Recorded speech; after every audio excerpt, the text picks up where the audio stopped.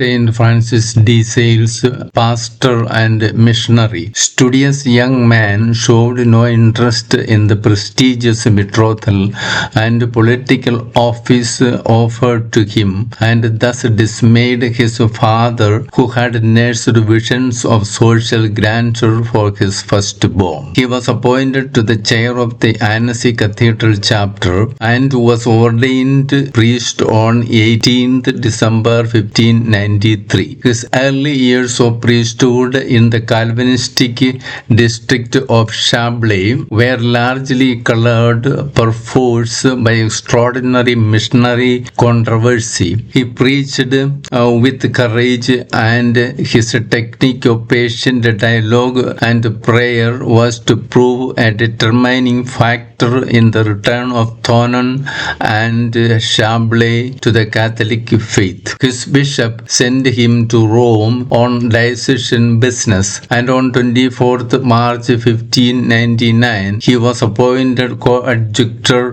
bishop at the age of 31. In 1602 he journeyed to Paris to organize the restoration of Catholic worship in the Gex area, part of his diocese and now reverted to French jurisdiction. Francis accomplished this task in 9 months. Pastoral bishop primarily concerned for his flock. 20 years of episcopal labors from 1602 to 1622. Francis de Sales is not as well known as he should be. Traditionally, he has been accepted as a theologian, a mystic, a spiritual writer, a director of souls, the founder of a religious order. Assuredly, he has been all these things and magnificently so. But none of these qualifications is an actual description of him. In fact, all these activities were carried out within a more profound activity, that of a bishop. To judge him correctly, we need to see him above all as a great man of action, an apostle devoured by zeal, a bishop